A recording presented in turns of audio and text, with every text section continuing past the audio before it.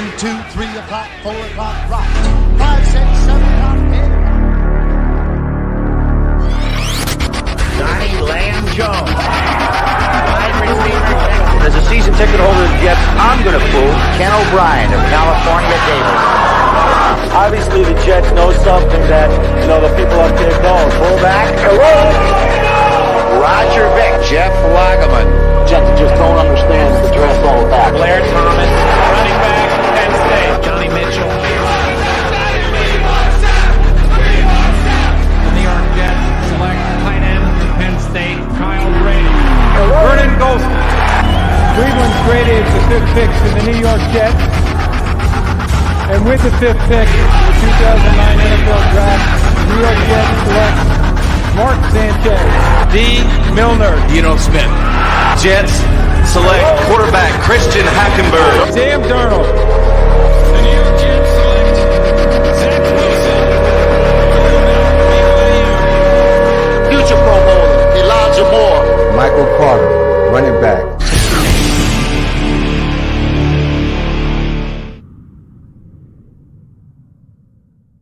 All right, everybody. Well, I got to tell you, I really enjoyed watching that intro again. It's been a long time, and it was fun to hear, man. That was cool, dude. So we're going to do this thing. We are back. Welcome to the 10 o'clock mock right here on GreenBean Jetsfan, and I am going to bring back, I'm not going to hang around and wait too long. I'm going to bring back the man that we all love when it comes to draft season. We don't like him too much around the other parts of the year, but this time of year, boy, oh boy, is it fun to have this guy around. Let's say hello to the one and only Mr. Dom C. What is happening, my friend? Hey, Bean, how are you? I mean, there's nothing better than the 10 o'clock mock. I don't care what anybody says. Any other content, Jets content, any other group, this is the best show out there, if I do say so myself.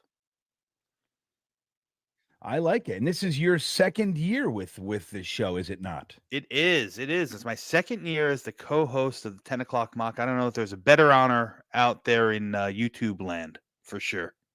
Yeah. Well, there you go. I am flattered, my friend. And you know what's interesting? I want to just point out, the Dom C thing is kind of blowing up a little bit these days, and rightfully so. So it is my ego that forces me to tell everyone. I showed him first, everybody. Okay, this is. I don't know about blowing up, but I will say it was you were the ones who you were the one who took a chance on some big old nerd from Jersey. Yeah, that's right. Well, hey man, you're on the Jake Asman show, you're on the Boy Green show. You got your own show on the Talking Jets Network. You're the co-host of the 10 o'clock mock. You have your own channel, Project Prospect with Dom C on YouTube. Please don't forget to go over there and give our boy Dom some love and support. And you also are growing rapidly on the Twitterverse, which is nice to see, or the X sphere, or whatever we call it these days. One of the things I noticed, they want us to call it X. The logo's different. Everything's different, Dom. But I look for X.com. I can't find it. You know what I can find? Twitter. Yes. What are we doing? What are we talking about? I don't understand. Let's say hello to some of these people in the chat. Let's see who's back. I do know that Alan Dodes is here. Alan is a beanbagger, and he's never made it to a 10 o'clock mock. So welcome, Alan. Jets Mess is back. It's good to see the mess.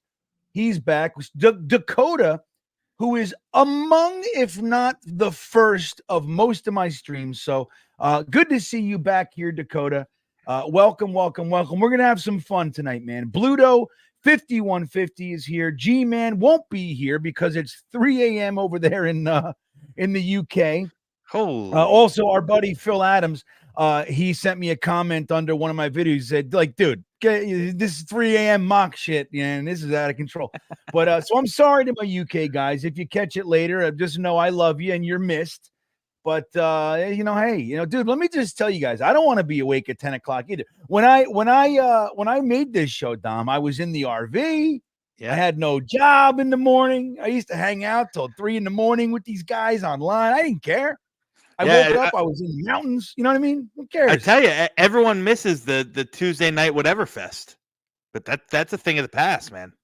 Yeah, I can't pull it together, Dom. It's really hard. I think about it all the time, like because that was right after the Tuesday panel.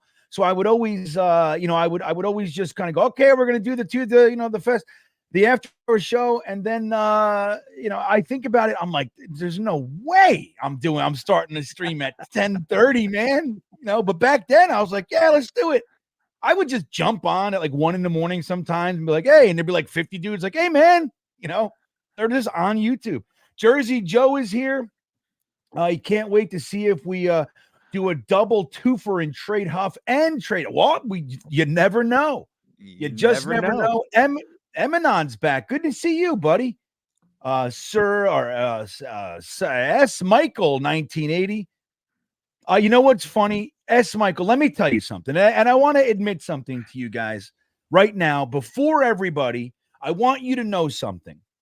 I really don't love making those thumbnails about what we're going to do. I do it because I've decided I'm going to do it. It's what we do, and that's what it is. And, it's a mock. So if anybody gets confused, it is what it is. But I always feel like it's clickbaity, and I'm not trying to be clickbaity. I want you guys to know that. I want you to, but I feel it. Okay. So all things being equal, I feel it too. When I wrote, we're trading Bryce Huff, like I know people are going to go, no fucking way. And like look it up somewhere. So I'm sorry, Michael. I am. It's actually kind of funny. It's actually kind of funny. I feel it, Dom. I don't want to be. I'm not a clickbaity guy. You know what I mean? I'm just not. I don't try to, I try not to all due respect to the people who do it, whatever. But and I have no issue with it, but I can't. It doesn't resonate with me. So Cyrus is here. Good to see you. Welcome back, Cyrus. Papa Yeti's in the house. This is great. Shake it off. In the immortal words of Taylor Swift, the new person in charge of the NFL script. You know what's going on? Here's the rumor, and then we're going to jump right into this thing. The rumor is that and you're able to bet on this, Dom. Come on. That the Chiefs are going to win, and that Travis Kelce is going to propose to Taylor Swift on the 50-yard line when the red and white confetti is falling down. It just seems too perfect. And you can bet on this, everybody. I don't know which, if it's DraftKings, BetUS, I don't know what the hell, but you can bet on it, Dom. What would you, if you had to make a bet, Dom? Eric, what's up, buddy? If you had to make a bet, I'm gonna bet no. I'm gonna bet I hope for his sake he doesn't do that. It just buying into what the public and everyone wants. I don't, listen, if he loves her, if you're head over heels in love with her, that's great, but don't make it a public scene. Not the Super Bowl. Don't take the stuff away from your teammates. Oh, they're taking it away, dude. They're taking it. Dude, you realize that the NFL just tapped into a market? The NFL is huge, and it's like, it's the biggest thing in the country, sports-wise. There's no NBA. Nothing touches the NFL, truly. Yeah. They just figured out a way to tap into a market that they had no reach. Think about this. My daughter, who's a Swiftie, not a Swiftie, but she likes Taylor Swift, and all her friends, I have argued with these 10 to 13-year-old girls. They tried to tell me that Taylor Swift put this guy Travis on the map.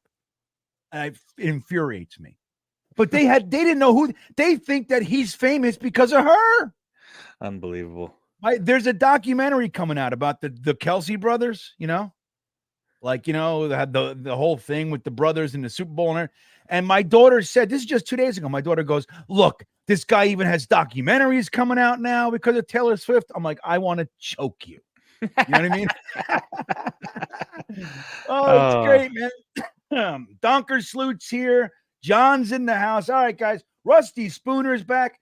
Hey, Rusty, what's up, man? That's right. And Rusty, we're looking for your gems this year. Don't forget, dude, we value your gems. Some of those guys we have fallen in love with. Some of those guys we have not. But we always respect the guys that you dig out from the bottom of the heap. Rusty's a good guy. If you guys see him in the chat and he says to look at a guy, take a second and look at the guy. He's done his research, man. So welcome back. Dom, go ahead, and if you wouldn't mind sharing your screen, so let's try this. I gave Dom sharing capabilities Let's see if you can Dun, figure out dun, how to do it. dun. Let's see. While you're doing it, I'll talk to Hennessy here. Hennessy, thank you for the super chat, my friend. Okay, so what cornerback are we taking at? Right, bust his balls, this Dom C guy with his cornerbacks. I mean, it makes sense if JD drafted McDonald to replace Huff this year, right? So who will replace Reed? I'll tell you what, Dom. There's a line of thinking there, buddy. I'm telling you, I don't be surprised, people, that a cornerback is taken relatively earlier than we all expect one to be. Don't be surprised. Out after this year, there's two cornerbacks on the roster. Sauce Gardner's under contract. Jarek Bernard-Converse is under contract. Now, let's hope they get something done with Michael Carter. Let's hope they get something done with DJ Reed. I'm not saying I want to get rid of those guys, but there's going to be a draft pick, and Joe Douglas has a propensity of using premium picks on premium positions, and cornerback is one of them. Just saying. And premium does carry some weight. Now, Dom, just real quick, and we're jumping into this. I want you. I'll tell everybody the rules. We got $160 in here, right now. So welcome. I'm happy. I'm delighted with the initial results of 160 at 10:13 p.m. at night. But if you had to throw another betting question, 10 grand is on the line. Oof. We taking a cornerback in the first? Corner first or third? Like, I want to cut it right there. If you had 10 grand to put down? No, we're not taking one in the first round. Would I rule one out in the third? No, you got to bet, dude. I don't no political shit here. Yeah, you're 10 grand on the line. If we keep listen, if we only have our first and third, if we don't make any other moves to accumulate any other picks, I'd probably lean no, 10 grand on the line. If we pick up a second round pick, it wouldn't be out of the question for me. I really think that. There you go. I'm not trying to, and I'm not trying to just be, outside of the realm of what everyone's thinking or kind of bougie like that. I really, really think that's going to be a position that gets addressed.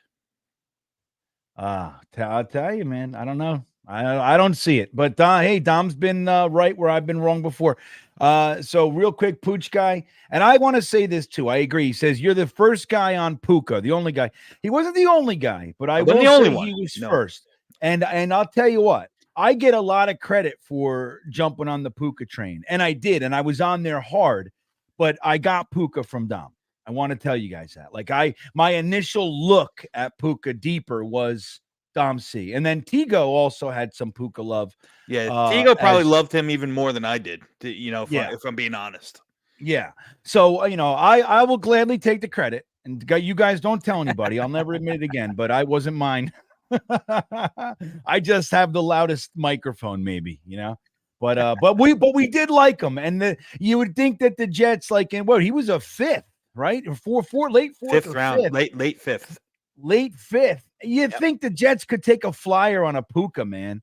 You know what I mean? It's like so many years in a row. You see these guys, Donovan Peoples-Jones, all these guys, Creed Humphrey, Trey Smith, all these guys. And we're like, dude, just take and they don't. And they go, hey, no, what? We want Jason Pinnock, or we want, Zaire Barnes, right? I don't fucking, we're like, who's Zaire Barnes? All the linebackers I looked at, all right, guys. So we're going to get right into this. So here's how it goes. The Gitmo Bob, it's good to see you, buddy.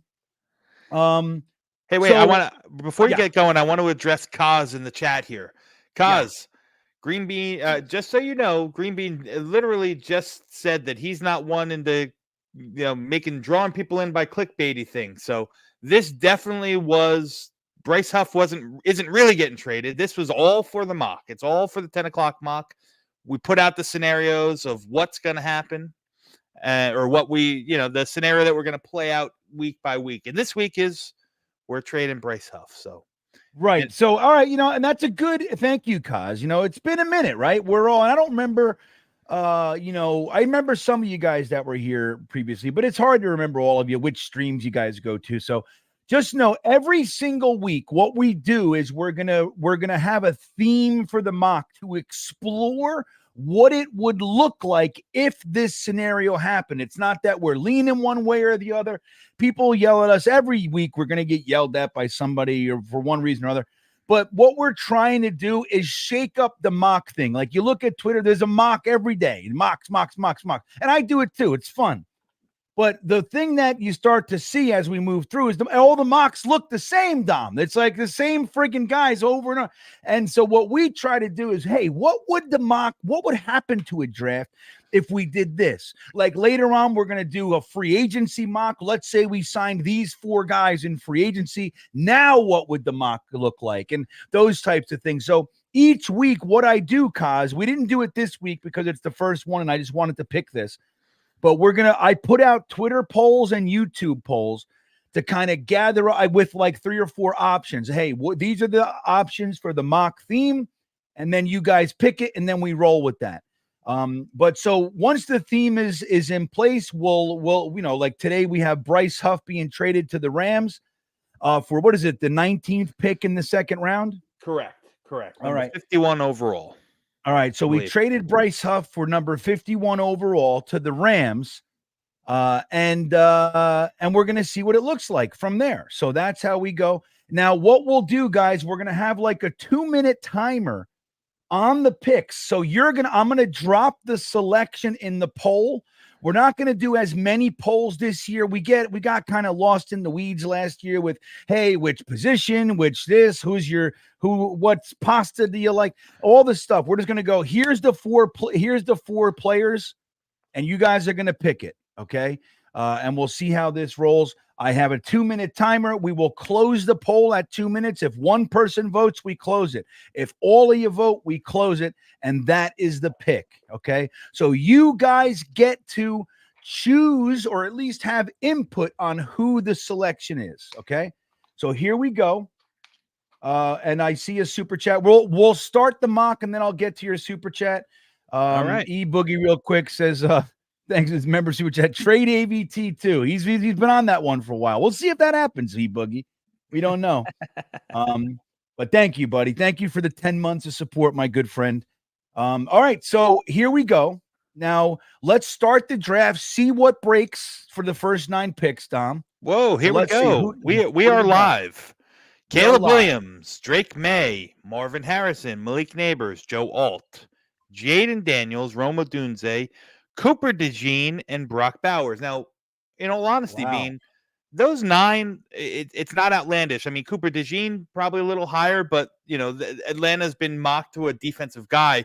In my opinion, having those 8 guys minus the defensive man off the board makes complete sense. I think this is kind of accurate. Well, and look, everybody, there's a cornerback in there, surprisingly enough.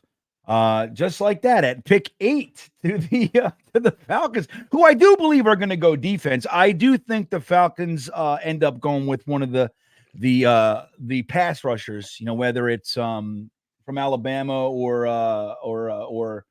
I forget the other school, but Dom will know the guys. But Jazon Newton, I'll tell you right now, is a guy of particular interest to GreenBean these days. Or Jerzon. I've been looking at this. AKA Johnny Newton. Man, my kind of DT. We'll talk about him as we go through. So, all right. So here's the play. So no Fashanu in the top 9 picks. No, and I think you're gonna see that more and more. I mean, I think the consensus on Olu Fashanu is really, really good. Not maybe. I mean, I think the gap between Alt and Fashanu has really widened, and I think the gap between that next tier of guys who I would say Fashanu and Latham and Fuaga is a lot closer together. So Fashanu out of the top 9 is not crazy. It's not crazy talk.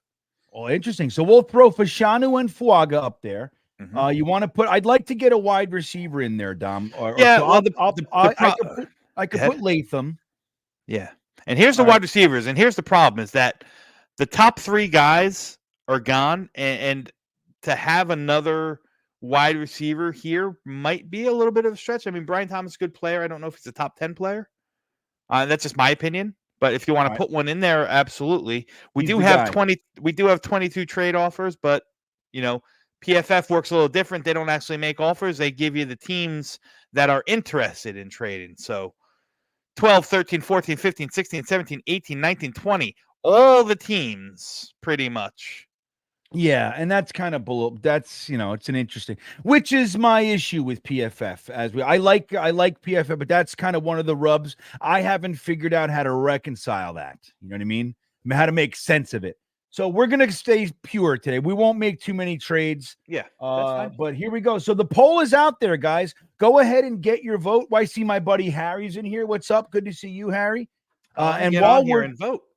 Yeah, go ahead. You can vote, Dom. You have the ability, the allowance, if you will, just because you're on the show.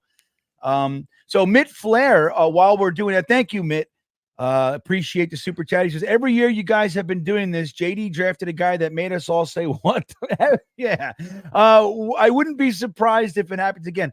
Well, in fairness, I don't think, even though I was upset, but went with it. I think everybody expected him to take Zach Wilson, right? Yeah. We knew he was taking a tackle in 2020. We just didn't know who would be there. When Becton and Wirfs were up there, I think most of us thought it would be Wirfs because he was a safer pick. But I wasn't necessarily surprised it was Becton, and I wasn't unhappy it was Becton. Now, trading up for AVT was interesting. I don't think too many people disliked that pick, right, Mitt? But it was the trade compensation that some of us had an issue with. 2/3 to move up. What was it? I think spots? It was, right? 23. 23 to 14. So 9 spots. 9 spots. So we get, so a little richer than I would have liked, but not terrible. And again, but I don't think the pick, I think it definitely surprised the shit out of us. But then we had the Sauce and Garrett Wilson draft. And now, again, it's so funny because I was upset when we took Sauce. I wanted an edge rusher like nobody's business, Tom. And when we didn't do it, I mean, as much as I loved Garrett Wilson, didn't want him at 10, but I loved him. But I was like, I cannot believe we're leaving the first without an edge rusher again in a strong edge rusher class, Yeah. But as we know, the surprise to Jermaine Johnson was beautiful. All right, that's and then obviously the trade up for BRYCE we all love. But yeah, man, I'll tell you, McDonald though, Mitt, woo, we didn't see that one coming, man. So we'll see. All right, the poll is being closed, everybody. So we have. Did you vote, Dom? Who'd you vote? I did. I voted. I voted for J.C. Latham. Now, I would, in all honesty, just to skew something, if these guys are on the board, I'd probably take Fashanu. I have Fashanu as my second tackle in the class. I have Latham as my third and Fuag as my fourth, and I'm happy with all of them. I want to state that any of those three would be fine with me. Push comes to shove, gun to my head, I'll take a guy that I know I can plug in at left tackle right from the get-go in Fashanu. But I think people are sleeping on J.C. Latham. I think he's a really dominant prospect. Yeah, and I think as you know, I mean, look at Fuaga right now. All of a sudden, Fuaga, I look at my the sites I like to kind of dig into players, and he's tackle 3 out of nowhere. Why? Because it's Senior Bowl. You know what I mean? And it's like, this is what happens. You know what I mean? These guys are going to go up and down. So go ahead and Fashanu won with 49% of the vote. So Fashanu it is, Dom. Go ahead and take Olu Fashanu is a left tackle. Nice prospect. Again, he'll hit some bumps in the road. He's not a perfect prospect. Very good in pass blocking. Still has some technical stuff he needs to clean up, especially with his hands. Needs to get a little bit more ferocious on the run block and stuff. He'll have some bumps, but he's a left tackle that can probably play in the league. Just turned 21 years old just recently, so nice. He can play in the league for 14, 15 years, no problem. Love it. Right, 15 years at left tackle for the New York Jets. Olu Fashanu. Well done, chat. So, all right, now this is our pick. We traded Bryce Huff, as you guys know, in this scenario, not in real life, everybody. Don't get nervous. But we traded him to the Rams. We have the second pick, which is number 51, the 19th pick in the round.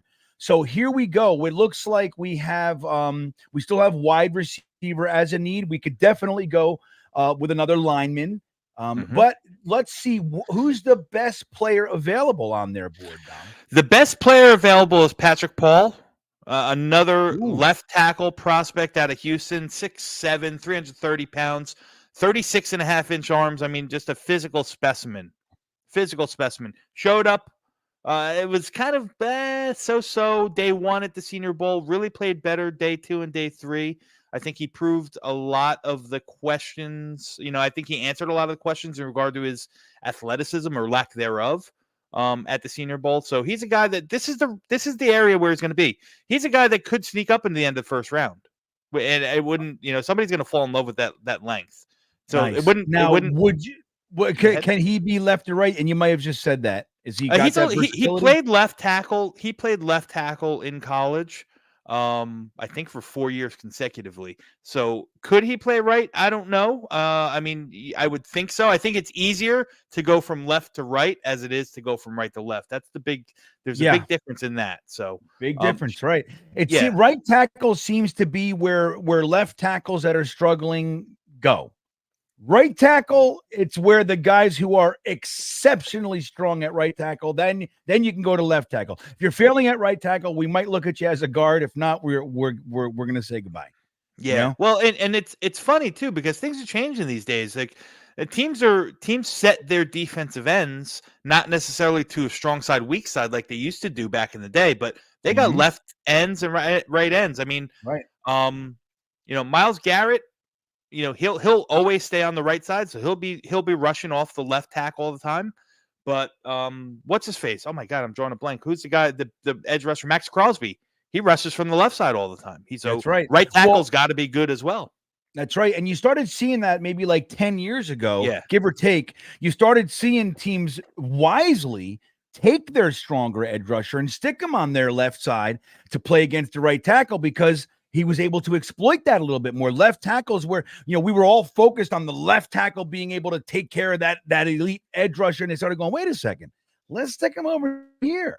And so right tackle last decade has raised in value.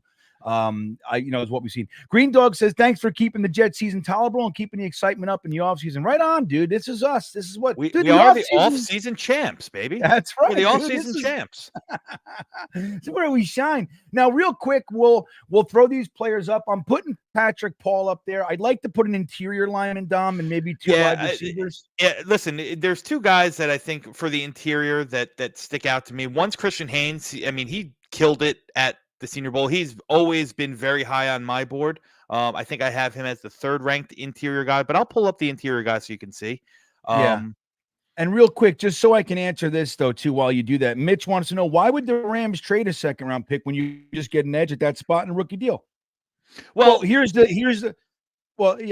so the Rams are notorious for using draft capital on proven players. So, and then notorious might be the wrong word, but they do it consistently. Bryce Huff is proven.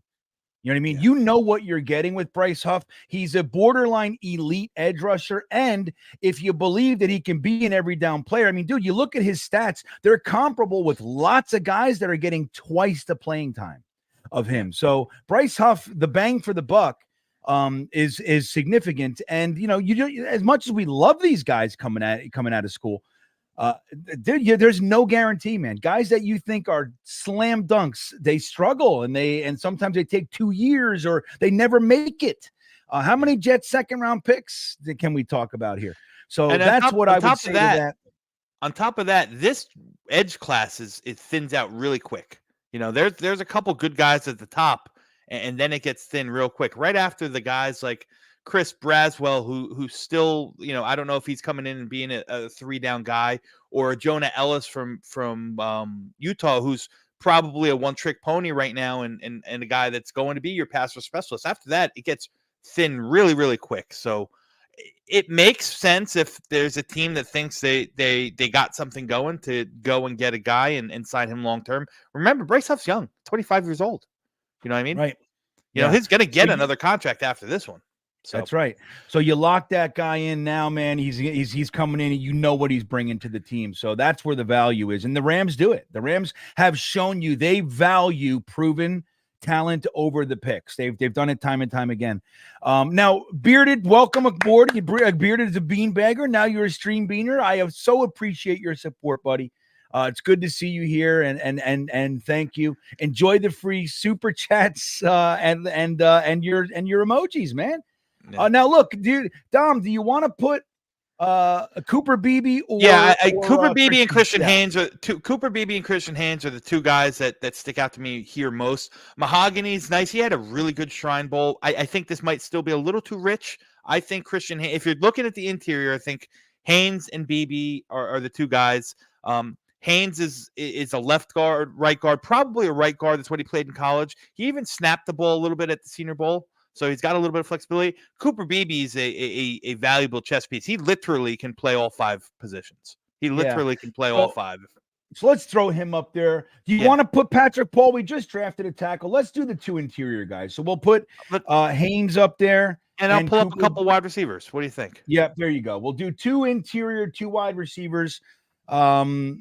And we'll go with that. I want to say hello to Dylan. Dylan just was Dom C's roommate down there at the Senior Bowl for the last few days, and Dylan does great work, as you know.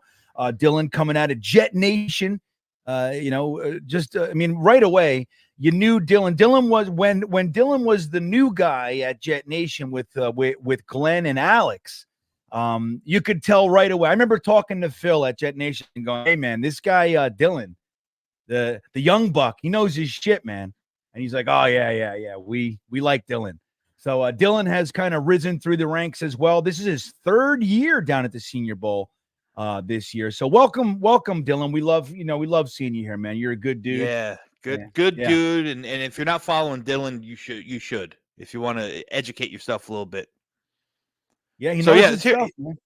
Here are the receivers and the guys I would target. Absolutely, I think Xavier Worthy. I think he's super. He's super quick, wins at all three levels, got straight line speed, can beat you deep, but can handle the intermediate, the short and intermediate route stuff as well. Like super quick, forces separation right from the get go. A little frail, only about 170 pounds. Think of a body like, oh my God, why am I drawing a blank? Devontae Smith. Exactly. Yeah, I know. I read your mind, but I know who you're talking about. Think of that kind of body in Xavier Worthy. Not as tall, maybe a little bit shorter. And then the fourth guy here, Ricky Pearsall, I think, did a really good job at the Senior Bowl. Roman Wilson was the best wide receiver at the Senior Bowl. I think this area is probably a little too rich. The guy, even though he's not my favorite, I think the guy who's going to garner the most buzz is Malachi Corley. Right? There's going to be a team that falls in love with his skill set, and his skill set is exactly what he does with the ball, in his hands after the catch. All right. So who we putting up there? I happen to like Brendan Rice a little bit too. I was just looking at him. What is today? Oh, Monday. So that was actually like Wednesday or Thursday. I was looking at some Brendan Rice tape. What do you think of the next guy? So we got Haynes, Beebe, Worthy, and I'll leave it to you. I would probably put Corley, but listen, you can make an argument for any of these guys. We'll put Malachi Corley up there. Yeah. To be honest he's with gonna you. Be... Go ahead. No, I was going to say, to be honest with you, outside of Worthy, I think this area, 51, might be a little rich for all these guys. Not to say they're going to make it to us at 70, but this might be a little bit of an overreach. This is a guy, if you like a guy, you go and take him and a couple spots early, and I think that's what you would be doing with the likes of Pearsall, Wilson, Rice, Corley, so on and so forth. I'll tell you what, though, Dom, we're not going to do it tonight, but this might be and so if we did this scenario and we got 51 and you're sitting there and you see Haynes and Beebe and all these guys, Malachi Corley, all these guys that you probably have in the same category, in the same tier on your board, and you go, you know what? I'll slide back 6 spots for an extra third. You know what I mean? Yeah. For a late third, early fourth. Yeah. Why not? We get a late third, early fourth. Now we're definitely able to take a quarterback. You know what I mean? Get somebody in this joint and still be able to bolster the other positions. I think you could do that, everybody. We're not going to tonight, but we could. So, all right, the poll is up there. We got Haynes. We got Beebe for the interior of our offensive line. And we also have Xavier Worthy. Plus, we got Malachi Corley. If you guys haven't watched any Malachi Corley tape, you should. He's a really interesting player, man. And I like him with the ball in his hands. It's that running back. He's got that running back lower build. You know how like Latham, the first thing that sticks out to you is his ass and his thighs? You look at him, you're like, oh my God, look at what the hell is that? Malachi Corley, to a lesser degree, is very similar. Like when you stand him next to the other wide receivers, you instantly look at the lower half, and it's like it's just more. It's more substantial. Like he looks like the thighs, the calves, the gluteus maximus. It just begs to put the ball in his hands and watch him run through and around people.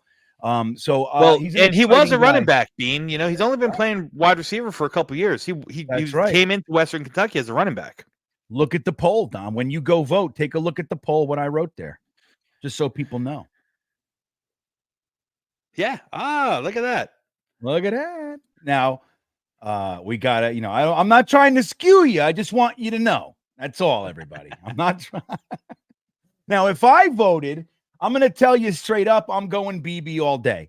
That's what I'm doing here. As much as I like some of the other guys, if I have to sit here at 51, I'm grabbing BB. I'm not looking back, and I'm clapping and cheering and hugging my coworkers in the war room. That's what I'm doing. Yeah, I voted for Christian Haynes. But I'd be fine with BB also, and I really like Worthy. However, I think there's a group of wide receivers, that bunch of the other guys here, that I think one or two of those guys will fall. I don't think you're going to get a guy of the level of BB or Haynes on the interior if that's where you're going to go. Now, right. While the chat's still, while the poll is still up, there's also some other positions here that we neglected. That there's some really good players in here. Tavondre Sweat, line, safety. nice big defensive tackle. Braden Fiske. Maybe for me, one of the more polarizing prospects in the class, because I didn't like what I saw of him in Mobile, but clearly everyone else did, and I must have been watching a different guy. Like he's got definite good get off the line, like he's quick, but I watched him get washed out play after play. But he was one of the highest. He was voted the MVP of the defensive line on his team, so he was doing something right. The scouts liked him. The media liked him. I didn't really care for him too much. But Tavondre Sweat's here also. Go ahead. Yeah. Well, real quick, I want to point Dylan drawing attention to the fact that I'm talking about the ass and legs. I'll tell you what, my whole thing when I'm watching, especially linemen, though, this is my thing with linemen on both sides of the ball. I literally look at this: ass, hands, and feet. That's my thing. I look at their power. I look at their stance. Where's their ass? Is it all tight to close to their body like a 2x4, or is it bad? Is it sticking out? I love asses that stick out. Everybody, I want low, and then I love hand fighting. I want to see their hands. If they can't hand fight, they had better be able to run people over, in my opinion. So I'm all about the ass, hands, and feet. Everybody, that's my thing. So thank you, Dylan. But all right, go. Yeah. So what do you got? All right, I got to end the poll, Dom. That's what I got to do here. End it. And who do we got? Let's see who we got. Oh, Cooper Beebe with 36 edges out. Haynes, Worthy, and Malachi Corley were both in the teens. So we're gonna go with Cooper Beebe, dude. We are just nailing down our O-line, everybody. And don't forget, we also did some work in free agency too, everybody. We don't know what that is, but this is just on top. This is gravy at this point. Look at how good. I hope Woody's watching, for fuck's sake. This is all it takes, Tom. You know what I mean? Yes. We fixed this team every week. I'm so sick of it. All right. So here we are at 72. Pick 72 early in the third round. Some interesting names right up here at the board. Yep. All right. So, all right. Now we just drafted a tackle and a guard. Just so we're clear, I have no qualms going to line again, but let's see what we got here. We got some wide receivers. We're going to have to consider wide receiver. I think, like you were just mentioning, we might want to start looking at a safety or a defensive lineman and maybe a safety. We have those needs. We are in the third round right now, guys. So don't forget, we have 2/4 The 1/4 is from Denver. That is from which trade? Jacob Tom? Martin. We're now reaping the rewards. Jacob Martin. Jacob Martin. Remember that guy, everybody? We signed him off the Dallas squad as a free agent, traded him to Denver, and here we are with a 4th round pick for a guy that we didn't want. Not too bad. And that's exciting. So that's going to give us some flexibility in the 4th round, which is, if you do it right, the 4th round is a true sweet spot in the draft. It's really nice. Some guys that you don't think are going to be there slide to the 4th, and I love the 4th round. But anyway, so we're at the 3rd. Who are we looking at? We still got Brendan Rice on the board, who I Brendan like. Rice is still on the board. Jalen McMillan's a good prospect. He's probably more of a slot-only guy. Jamari Thrash is one of my favorites. I love this. I love this kid's skill set. He's a flyer, very similar to skill set to Jalen Hyatt, except I think he's even more nuanced in his route running than Jalen Hyatt. Jalen Hyatt's just a speed guy. Thrash has that, but he's got a little wiggle. Shoot. Do me a favor. Open them up real quick. I just want to see some measurables, if you don't mind, on Jamari Thrash for everybody. Sure. 6'1", 185. Like it. 21, soon to be 22 years old. What were the stats last year? 11.4 drop rate, which isn't great. Good grade versus man coverage. He can, he's a man beater. He can, he's got a lot of wiggle. I like receivers that have that, one of two things. They're either big and have those strong hands with the big long catch radius, a la Drake London, who was one of my favorites prospects when he was coming out, or I like the guys that can create their own separation. And Jamari Thrash is exactly that. A little bit of a down year from 22, but that had more to do with his quarterback play than him necessarily. All right, and I'll click on Jalen McMillan as well, so you can see him. He's 6'1", 192, another junior. Let's do this. Pull off him real quick. We'll go back into him. Okay. I mean, who are we putting up there? You want to put McMillan or Rice? I'm fine. But Thrash should be on the board. All right, put Rice and Thrash then. Put Rice and Thrash. Let's open up defensive tackles. Our boy Rusty Spooner is talking about McKinley Jackson from Texas A&M. I love McKinley Jackson. Is this where he's going to go? Is this his range? Yeah, this is his range. This is his wheelhouse. And Rusty, I got a good interview with McKinley Jackson. I haven't had a chance to post any of them up, but really, he's he's your Al Woods replacement. He's your one tech. He's your big nose tackle. Solid against the run. He can get some pressure. He can move the pocket a little bit, but just short tackler, big guy, gonna take up a lot of space. I love me some McKinley Jackson. I love Ruka Roro too, and that's exactly how it's pronounced. Roro. It doesn't look that way, but that is pronounced. He's more of a 3 tech, not the big body like McKinley Jackson. Dwayne Carter, another big tackle, had himself a great week down in Mobile. So there's options down here for sure. I like it.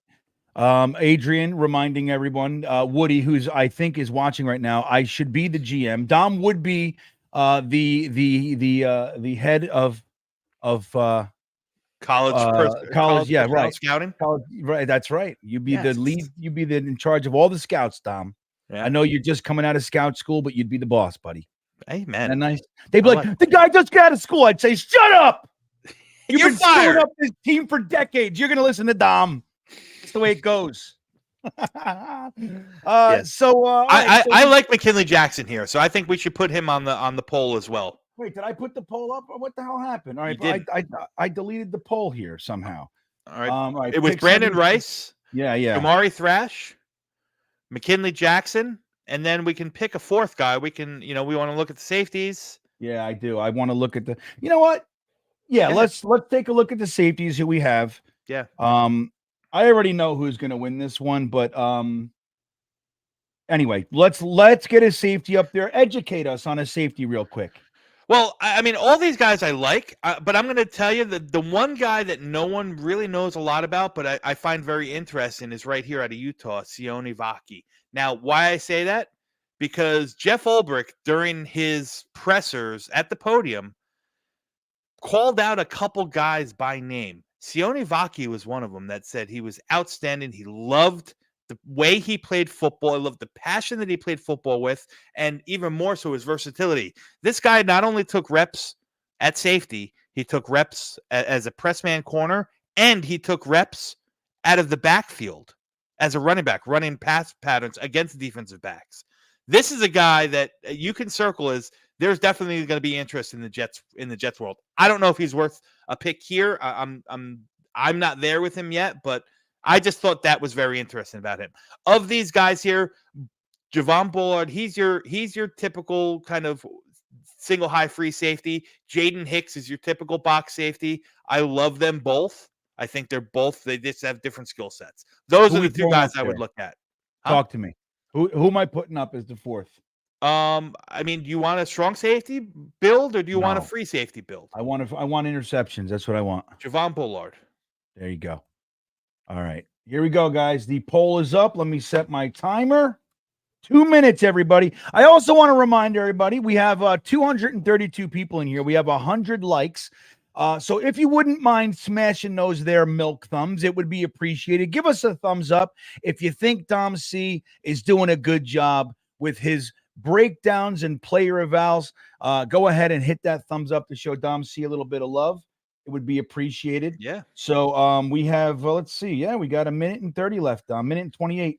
So this to me, I know we're not doing it, but this is the area where I think you can see the cornerback come off the board. Joe Douglas building that pipeline of cornerbacks in the room.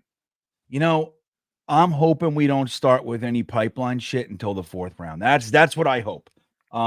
If we do, like let's say hypothetically we go wide receiver in the 2nd, and then we're looking at kind of like our interior in the 4th for the offense. I can do that. And then if we're doing something in the 3rd, like if we have that potential to do, I'm okay with it. But I'm really hoping we don't start with pipeline. I want needs, best player available at a need for the first, with the premiums. That's what I'm looking at. But I hear you. This is where Dom C starts smelling cornerbacks. So you never know, guys. Hennessy checking in. F that. Let's go. Another offensive lineman. We got a lot more picks, man. We got 1, 2, 3, 4, 5, 6, 7 more picks. Holy shit. We have 7 more picks here. That's right. And we got Mr. Irrelevant, they're saying this year, Dom. Yeah. That'll be nice. First time in Jets history we would have infrared. I'm infrared. Well, geez, I just saw your name, buddy. There you go. Good. Hi, infrared. We would have Mr. Not that you are Mr. Irrelevant infrared, of course. It's definitely not what I'm insinuating. All right, the poll is over. Let's see what we got. I am blown away. I really am. I thought it was going to be Thrash without. What did you vote for? Did you vote for Thrash there? I voted for McKinley Jackson. You voted for McKinley Jackson? I think that, like I said, I think that the depth at wide receiver is comfortable enough. Again, we have a pick and 2 picks. So we could just flip it around.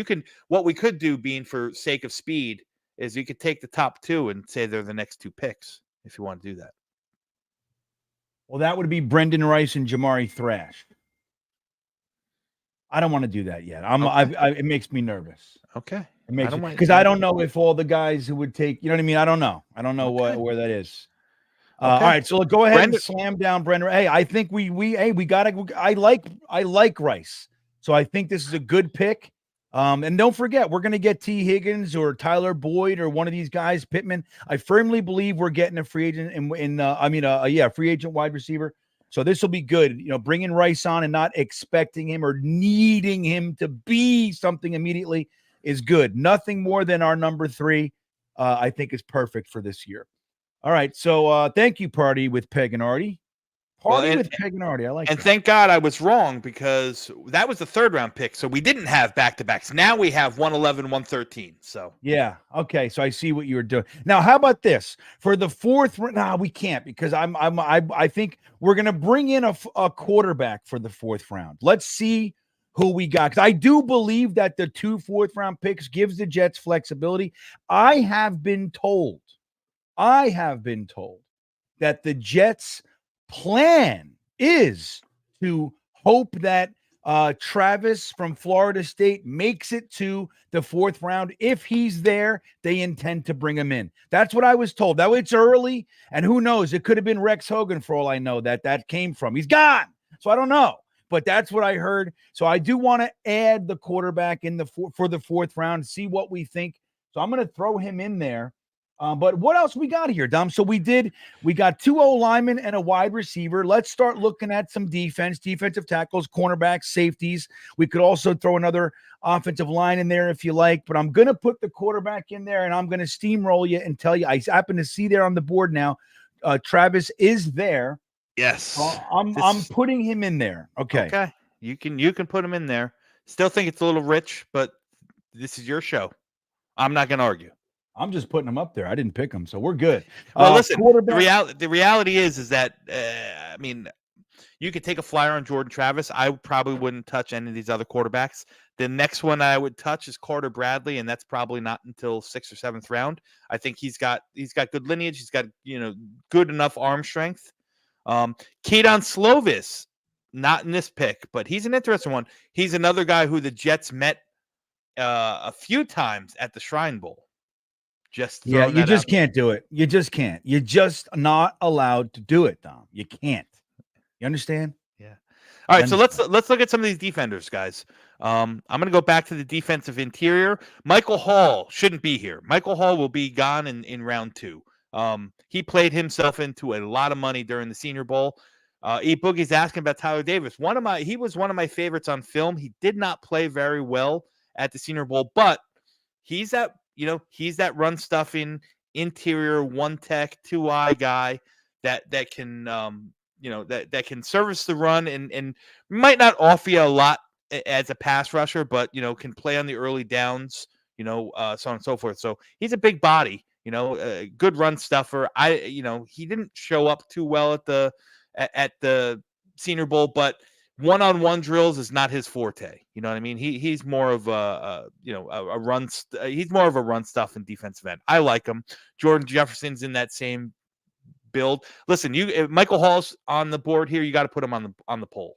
He would be gone in round 2 probably. Okay. So, but hey, like we say every time we talk draft, weirder things have happened. That's right. Than a defensive tackle with a 2nd-round grade makes it to the beginning of the 4th. Yeah. It happens all the time. Yeah, so, and I like all 5 of these cornerbacks here too. Like really so. Kyrie Jackson's a great ball player. Andrew Phillips is a guy who showed up at the Senior Bowl very well. Very loose hips. He can run with guys. Sticks in that pocket. Cam Hart played phenomenally well. I think Cam Hart is grossly underrated. I think he's a really good ball player. And Dwight McLaughlin's another guy who had a rough year in 22, but really turned around in 23. I like his length. He's he's got the length of the height and the length of someone like Sauce. I think he's at depth at both press and off coverage. Again, these are just guys. All 5 of these guys are guys that I like. All right, so I'm going to throw up Kyrie Jackson for you. How's that sound? Okay, I'm fine with that. Is that your guy? I like I said, I like all 5 of these guys. I think Cam Hart's an outside guy. Josh Newton, I think, is going to play inside the slot, and Kyrie Jackson can kind of flip back and forth. I don't even know how tall Kyrie is. Yeah, 6'3", 195. He's an outside. He's got the frame to play outside, but he's a mover, man. All right, here's what I want you to do, though, Dom. I want you to take a quick peek into the tight end realm and talk to me about who's your guy. My guy right here, clear as day. Cade Stover's good. A lot of the consensus can probably say Cade Stover, but Theo Johnson to me is a guy that is one of those guys who's going to be a much better pro than he was in college. Wasn't utilized right in college. Penn State quarterback were awful. This guy's 6'6", 260 pounds, can play big slot, can really, really solid catcher of the ball, big enough that he can handle it, big enough that he can still play in line. He can play a little H back as well. He's the guy of all these guys that I would pick. Holker and Sinnott are both really good pass catchers, but they don't really offer anything in the run. They're good. Think of oh my God, who do we have on our roster that you love? The kid from Ole Miss. Who's our 3rd tight end? GreenBean. Talk to me.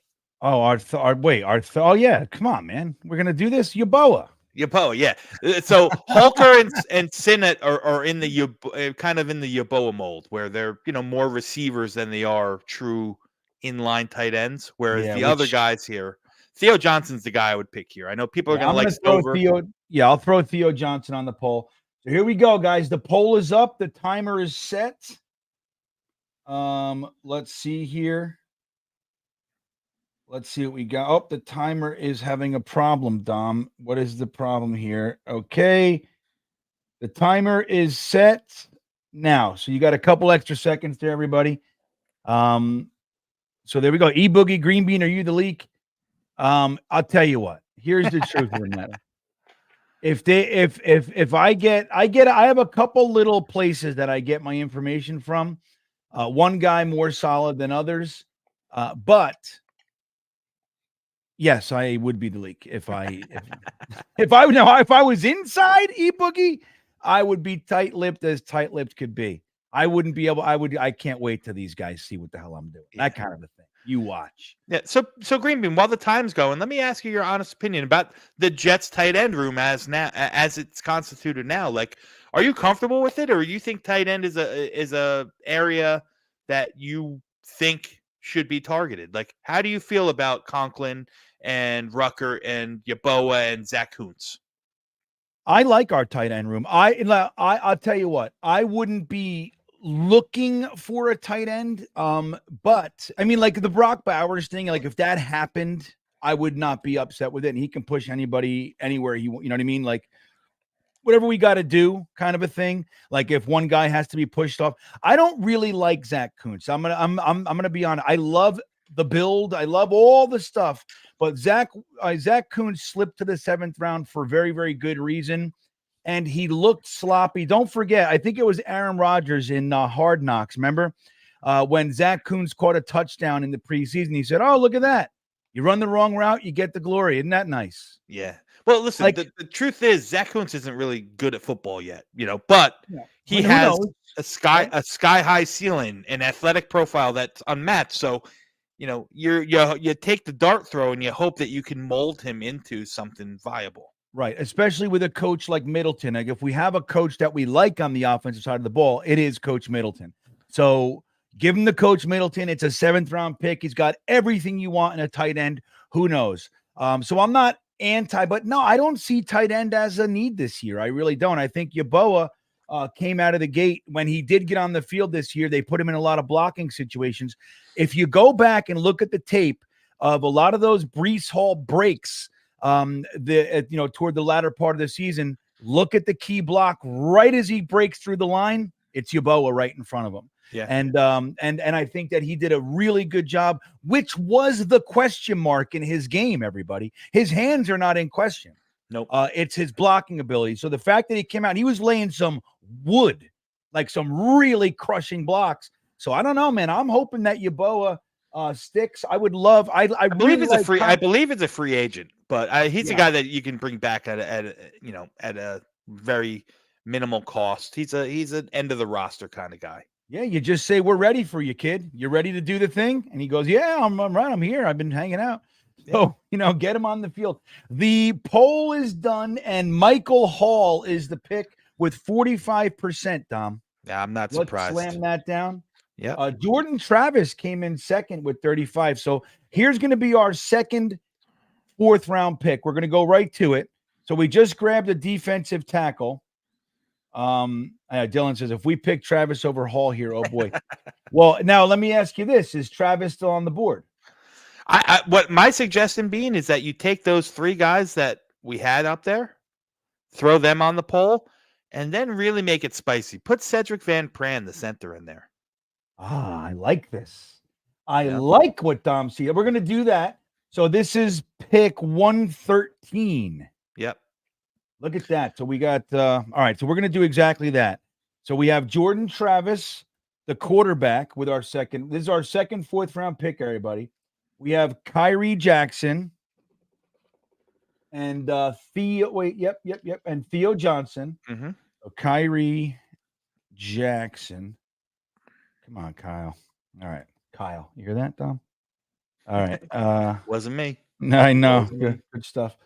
So all right, we got and all right, Theo Johnson, tight end. And all right, so you said I put Van Pran. The chat seems to be pining for offensive linemen. This is the area where Van Pran's going to go. This actually might even be a little bit higher when it's all said and done. I think his athletic. Listen. He's good. I'm not saying he's not good, but I think his athletic limitations are going to, kind of lower him on the draft boards of a lot of NFL teams. But if you get a guy in the 4th round that you can develop as a backup center or interior offensive lineman, I mean, it's a home run. I don't know if Sid Van Pran's plug and play. well, that's the thing. You don't need him to be plug and play. Now the 4th round is exactly where you want to start. Unless if you see a guy that slips and you're like, dude, I had a 2nd round grade on this guy. I think he's going to come in by the middle of the season. He's going to be our starter. Then yeah, you do that. But this is the perfect place to start stacking, and developing the pipeline. We love Tippmann at center. I would even bring Connor McGovern back just as a vet depth, and then you draft a Cedric Van Pran. Connor McGovern can also pull double duty at guard, reserve those kind. But I know I'm in the minority, but if you bring Connor McGovern back, I'm absolutely fine putting Tippmann at guard. I think he played better in the run game at guard than he even did at center. I have no issue with that either. None. Yeah. I just don't I would love to have like an exceptional center, you know what I mean? But and McGovern is not that. He's right at that middling kind of average. Yeah. But solid more. And dude, I'll tell you what, we could find a lot worse. Well, and remember, Aaron Rodgers preferred Connor McGovern. Now, granted, Tippmann was still very, very green when camp started, so on and so forth. Couldn't snap the ball, had to learn how to snap into shotgun, from the shotgun. So, that's it. All right. So if you guys didn't see it, the poll pops up on your chat, so you should have seen it. We got a few more seconds left, 12 to be exact. If you didn't get your vote in, go ahead and get your vote in now. Oh, I see movement. Dude, I see crazy movement, Dom. Did you vote? I voted. I didn't vote for the winner, though. I didn't either. I snuck, just so you guys are aware, I don't usually do this, but I opened up another YouTube page on my phone. I wanted to vote. I wanted to vote on our 4th round. That's it. I'm not going to do it again. I promise. But I did not vote for the winner. I voted for Jordan Travis. Cedric Van Pran, Dom. Look at that. Center in the 4th round. So now our 4th round, who did we take with the first one again? We got who was it? I don't even remember. We took Michael Hall, the defensive tackle from Ohio State, and Ced Van Pran, the center from Georgia. So I'll recap real quick for you guys. First round, we took Olufushanu, the left tackle out of Penn State. Second round, with the trade for Bryce Huff, we took Cooper Beebe, the interior offensive lineman from Kansas State. Third round was Brendan Rice, wide receiver from USC. And then the 2 4th rounders we just hammered out, and Michael Hall and Ced Van Pran. Well, it looks like E Boogie liked that. I believe this is in response to your Van Pran selection. I now know who E Boogie voted for. But good shit, E Boogie, and thank you, my friend.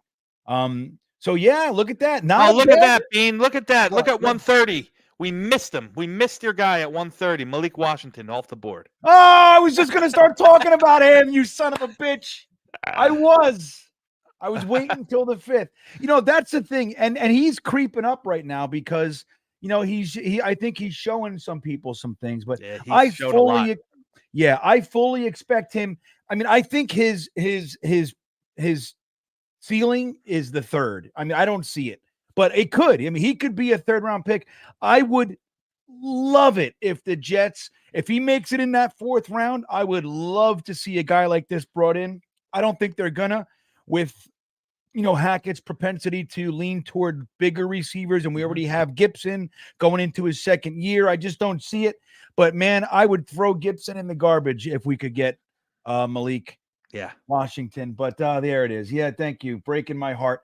All right, guys, let's go. Here we are. We are in the 5th round, everybody. We are at pick 147. It's saying that we need wide receiver, Dom. It's saying, hey, these guys, I know they took one, but they need more.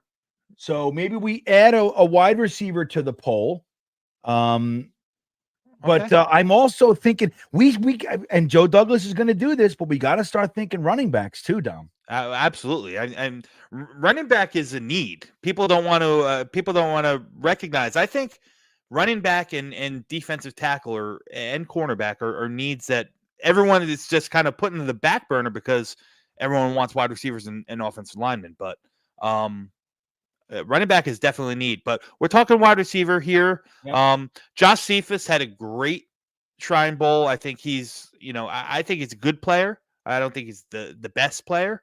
But he's got that size. Again, he's a guy that can probably move a little bit, so he can play a little bit of that Z. He can play some X. Luke McCaffrey stood out.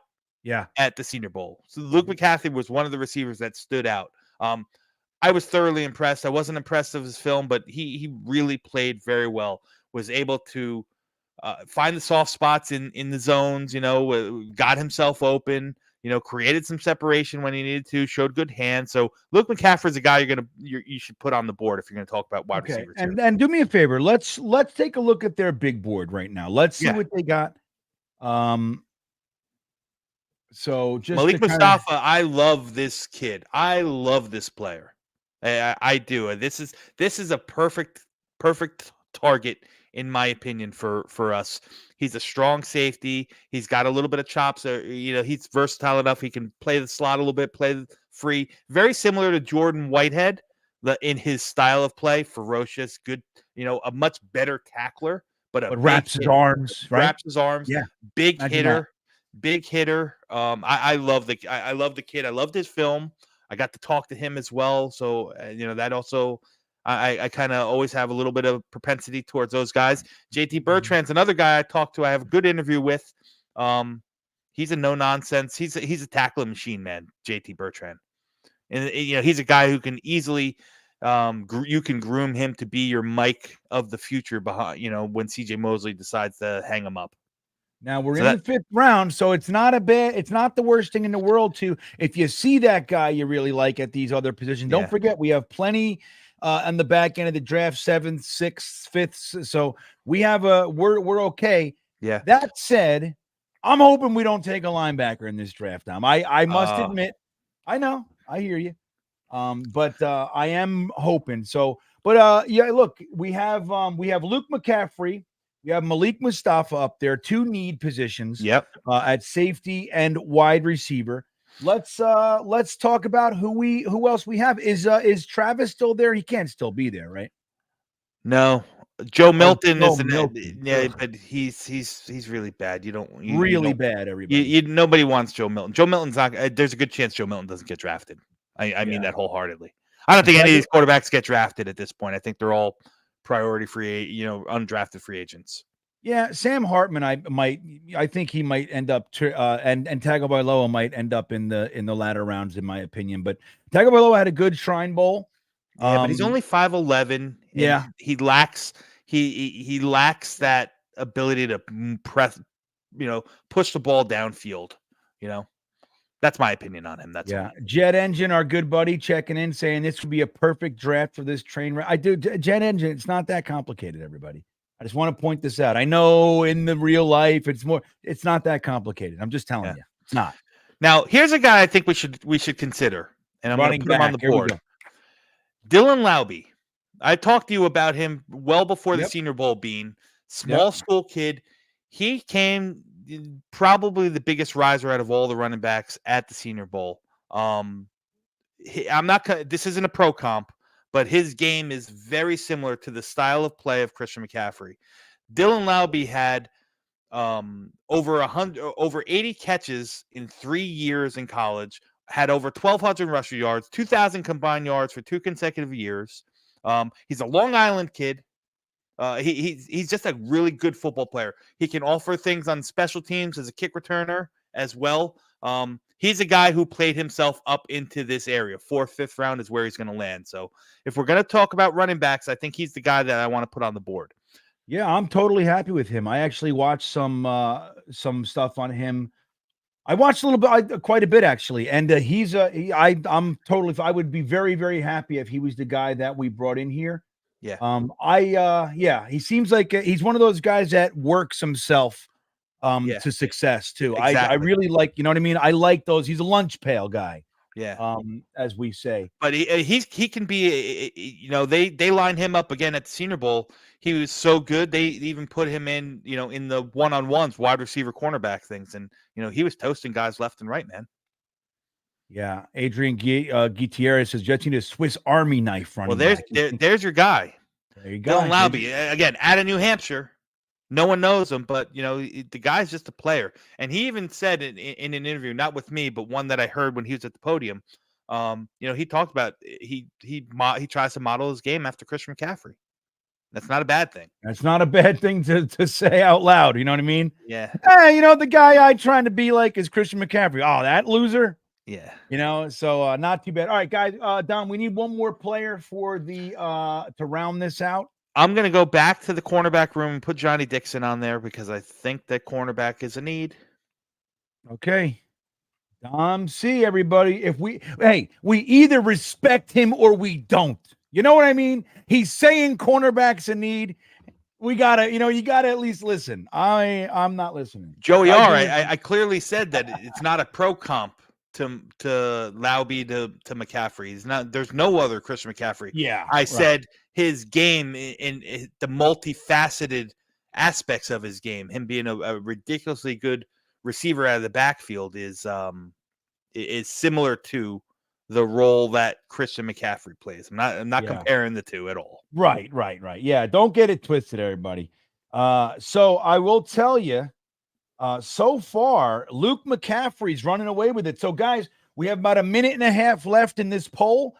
If you want to get your voice heard, then you need to make your vote. If you don't want McCaffrey, if you want this running back, or if you want a corner, you got to get your voice heard. So go ahead and pick who you want in the poll right now. Luke McCaffrey's at 54%, Dom. May I ask, go ahead. Who are you voting for, buddy? I already voted for Malik Mustafa. I wouldn't let him pass me at this point. I think the guy's going to be a rotational player from the get-go with the chops to earn a starting job relatively quickly in his career. By the time his contract's over, he's going to be a starter. Wow. Okay. So Dom's taking the safety. You know, I'm surprised I didn't with my cheating, and I told you I wasn't going to do anymore. I did it. I'm going to stop, though. I'm going to stop now. I'm not going to vote anymore, guys. Jet Engine saying McCaffrey would be a steal here. We know who he's voting for. Yeah, I mean, I wouldn't be unhappy if that's the way that we went. I do have a feeling. I mean, Joe Douglas is taking a running back in every draft. Yeah. The Izzy thing, by the way, I don't dislike or whatever Izzy. I always want to say Izzy Stradlin from Guns N' Roses. It's a weird thing, but Israel Abanikanda. I mean, whatever he's going to be, he's going to be. But I think that they were a little disappointed in him this year. And again, it's not to say anything about his future, and his home run hitting is still there. And he had a couple decent runs toward the end of the season there, but they're definitely going to take a running back in the draft. And in my opinion, this is right where it's going to happen. If not one of our 4th round picks, I think this is it. I would love a Laube. Yeah. Well, in regards to the Izzy Abanikanda thing there, I did talk to someone at the Senior Bowl, who's pretty tied in, and he kind of laid the pipeline down. He mentioned that Izzy, you know, when they decided to move on from Cook and the push from Izzy, that wasn't from the coaching staff. That might have come from the top. That might have come down from Woody saying, hey, it's time to see what we got in these younger kids. So to your point, GreenBean, I think that they were a little bit not impressed with Israel Abanikanda, or maybe they just didn't think he was ready at all. I think him being into the active 53 was kind of forced on them. At least that's how I interpreted what was being told. Yeah, interesting. That's an interesting thing. I want to tell everybody in the chat too. I see Joey. He's apologizing. I want to let you guys know, as long as we're we're not calling people losers or idiots or anything. We're allowed to have differing opinions, right? We do it all the time. Dom, me, Ryan, Matt. I mean, literally right now, there's a text thread out there between a bunch of us. There's some downright arguing going on opinions. So it's two guys who know their shit, right? Looking at the same thing, and we differ in opinion. It's just the way that it's totally fine. Just so we know, if we keep it, respectful as far as how we talk to each other, don't ever be afraid to disagree, man. You're allowed to have your opinions here at GreenBean Jets fan. We respect everyone's opinions here. So I closed the poll, Dom. Now, who was it? The hell? Well, I don't even know. Let me see. Oh, there it is. Okay. Luke McCaffrey is the winner with 57%. Dylan Laube did come in with 18%.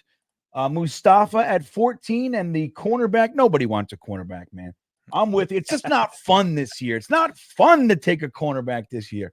But so there it is.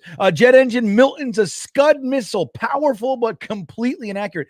There's a clip going around Twitter right now of Milton. Did you see it today, Dom? Yeah, I saw it live. I saw it live. It was it was awesome. He's like he scrambles out. It looks great. He tells the guy, he points to him, go over here, and he just throws it in the ground. Like, yeah, we've seen enough of that. We're all full up on dirt balls. Thank you very much. Yeah. Joey R is asking a question. I'm going to show it if I can. There you go. Yeah, look at you. And he says, what do you think about Kamani Vidal and Rasheen Ali? So I'll say this. I thought Rasheen Ali was the best running back on Tuesday. He really, really showed up on Tuesday. He looked awesome. It was unfortunate. He tore his bicep at the end of practice, and he missed the rest of the week. So he's going to undergo surgery. But I'm telling you, these Marshall running backs that come out, and they just show up at the Senior Bowl and take over, man. And he had some wow moments, man. He had some good runs, some good, really good. I thought he was very impressive on Tuesday. Kamani Vidal got, he got a lot of buzz. I didn't see anything in particular that was special. I thought there was running backs there that were better than him. Marshall Lloyd, I thought, was a lot better than him.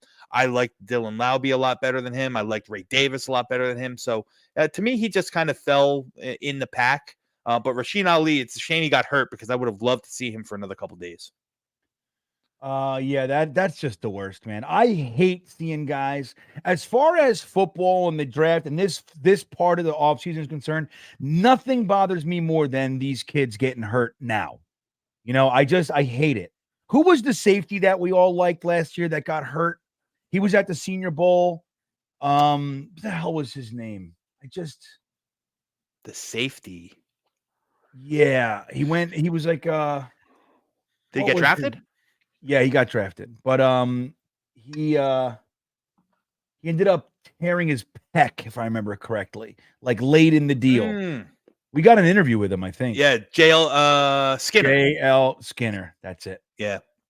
He tore his pec. Yep. See? And that's just the biggest bummer. Remember the edge rusher from Michigan that the Ravens ended up drafting? He was in his pro day. David Ojabo, yeah. He tore his knee.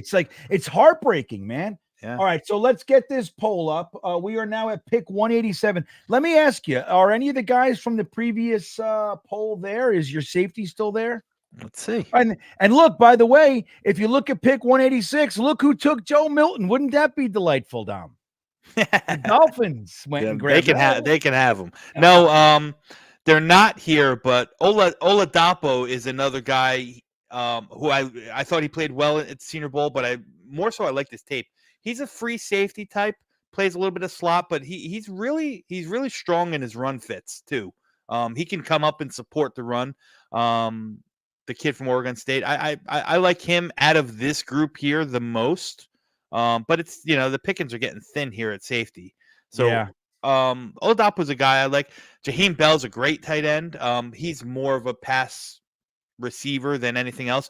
Ethan Driscoll, if you want to dip back into the offensive tackle, I think this guy is a left tackle. He's a project. He's got some work to do, but he's got the length and I think he's got movement skills that can play at the next level. Would be a depth piece. Guerrendo, this kid here, I think he's ideal for our offense. He's a one cut and go guy. Got a little size to him. Yeah, he's a guy to consider. Frank Gore Jr. Everyone's gonna love Frank Gore Jr. If we put him in the poll, he's gonna win just because he's Frank Gore Jr. Yeah, he's small, he's undersized. But he's got some movement to him. I want to say hello to Ryan in the chat. It's good to see you, buddy. Great inaugural show with Dom C for the New York or the NFL Draft Show on Talking Jets network. The first show that's at 8 p.m. every Monday, and then Ryan has his call-in show from 9 to 10, and then here we are. So a great night of Jets talk with the Talking Jets crew. Yeah. So it's good to see you. And so all right, you got to tell me who to throw up here. I got to Go ahead. Just tell me the names. I think you should put this guy right here, this running back from South Dakota State. No one knows about Isaiah Davis.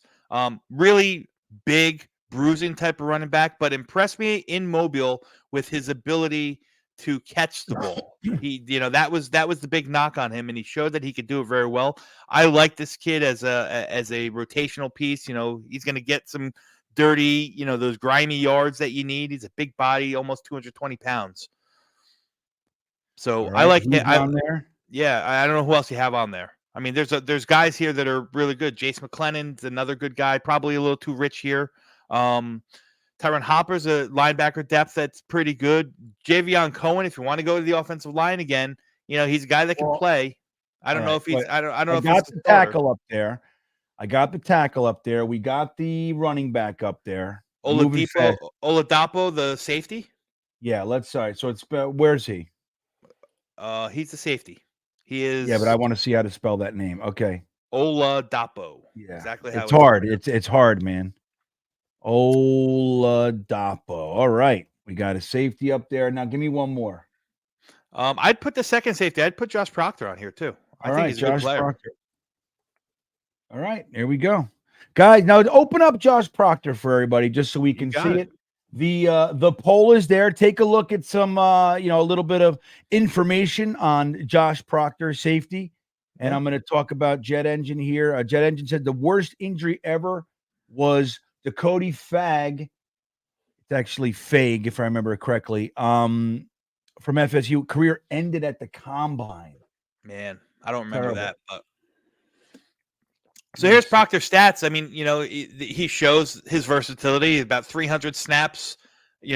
Playing free safety or in a too deep coverage.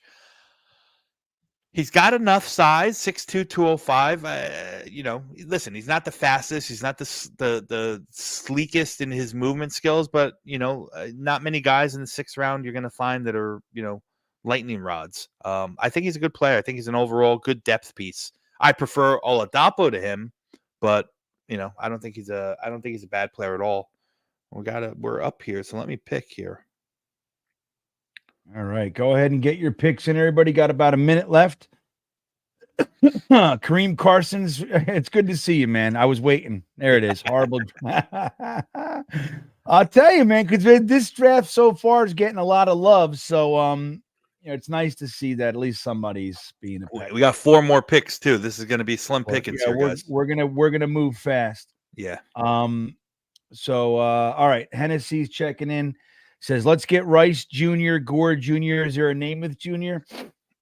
No, but there's a Marvin Harrison Jr. this year. There's another guy too. Another who was it? Another former player's kid is in this draft. Yeah, the quarterback, what's his face? Let's see. Carter Bradley. He's Gus Bradley's son. He's actually this is a guy that we should probably really think about targeting also.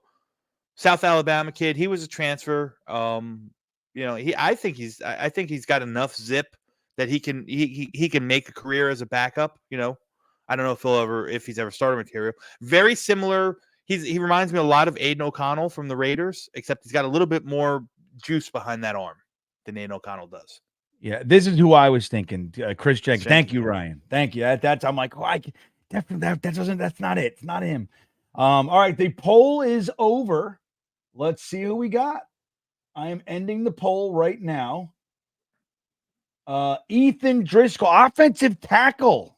And we are loading up on the. We are not playing games with the O-line. I think Infrared's out there making phone calls to everybody else in the chat, making sure that they do this the way he thinks it should be done. Damn it. He is not 4 offensive linemen, man. Hey, how about that? Not bad. No. Not bad. All right, let's go. What is our next pick? Next pick is 229. And I think we should throw Carter Bradley up on there. You want Brennan Armstrong? Is he still available? Brennan Armstrong's close to you. He's an NC State kid, man. He's a small guy, but no, he's gone. All right, we'll put Carter Bradley up there. Yeah. Man, the quarterback pick. It's funny because I agree with what you were saying earlier. I think that the quarterbacks in the 6th and 7th, there's going to be a lot more there than the simulators are thinking. That's my thoughts on the matter. Yeah, absolutely. Did we ever get a running back? We didn't grab a running back, did we? Nope. And there's slim pickings here. The only guy I think is Blake Watson. I think went back to school. Jawar Jordan is going to convert to a slot wide receiver. He's you could take him as a running back, but he's really more specifically like a third down back, guy that's going to run pass patterns. Carson Steele's probably that's my guy. I want Carson Steele. Put him on the list then.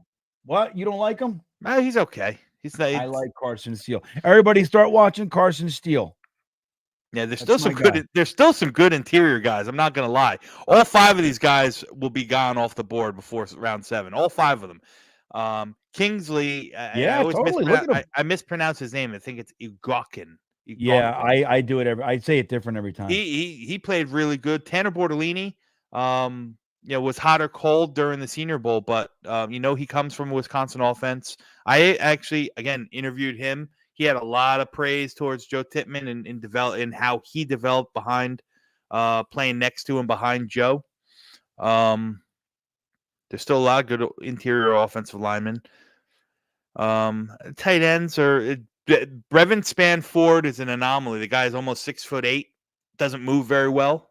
Did catch a touchdown pass from Bo Nix in the Senior Bowl. Right, who's that? Who do you want? You want to throw him up? Brevin Spanford. Yeah, you could throw him on there. He's more so a blocking tight end, but I don't think that's necessarily a bad thing. A lot of teams, roster just pure blocking tight ends. I'm glad the Jets haven't done that, though. We did that for 20 years, man. We had only pass catchers and only blockers. I'm a big fan of the versatile, the all around. But yeah, at this point, though, in the draft, the cornerback board has been completely picked clean. Yeah, wow. Look at that. Let's look at the safeties. Sure. We never got a safety. And Oladapo and Proctor are both there too. Look at that. So we'll throw Proctor up there because we opened him up. Okay. All right, we're gonna do the safety. All right, guys. It's time. I might cheat and draft again. I might pick. I'm gonna do it. I don't care what I say. I'm totally fine with going against what I say. All right. Clearly. You know what? Hang on one second. Somebody just made mention. Yeah, Gabe Hall is still there. Gabe Hall is this is crazy. This is a fact that PFF hasn't updated their rosters. Gabe Hall was one of the 3 most dominant defensive tackles in all of Mobile. He's a 3rd-round pick, man. So he's going to be our next pick. I don't even think we should put it up to the poll if he's still on the board. Yeah. Okay. So all right, we could do that. Let's do this. Let's make this pick here. GreenBean's pick. Don't do it. Don't do this one yet because I got the poll up there already. They're voting. No, that's what I'm saying. Yeah. But I see what you put next to Carson Steele. Yeah. I did. Is that bad? Is that wrong? Jet Engine. How about Brennan Armstrong in the 7th? What do you think? Yeah, we talked about him. He's an interesting fella. He's a shifty guy. Small though. Small. Real small. Maybe like 5'10" small, if I'm not mistaken. I could be wrong. Who was that? Who are we looking at there? Brennan Armstrong, but he's gone. Yeah. Okay. All right, guys. We got 50 seconds left in this poll. Let's see how many people voted. 40 votes out of 220 people. Only 40 of you. You can end it now. It's a blowaway. Let's speed it up a little bit. No. We're gonna give Carson Steele a little bit more time. We're gonna give him the full 30 seconds. Come on, everybody, get your votes in. Let's go, Carson Steele. Come on, baby. Come on, Carson Steele. Oh, he's trickling upward. Let's go, you guys out there. Let's get your votes in. There's only 45 votes. All right, Carson Steele's trickling upward. 37%. We have 2 seconds. He ain't gonna make it, Dom. No. All right. Josh Proctor is the pick. Valiant effort. Josh Proctor, go ahead. It is over. And go ahead and do it. See if your guys there. If Gabe Hall's here, I think we don't hesitate. We take Gabe Hall. Look at that. Boom. The only guy left. All right. The only guy left. Go. So what do we got? Is this our last pick? We got Mr. Irrelevant. And you got a couple good guys on here. Nathaniel Watson was the SEC linebacker of the year, defensive player of the year, one of the two. The guy's going to be he's more of your traditional, think of it being of an old 3-4 style middle linebacker.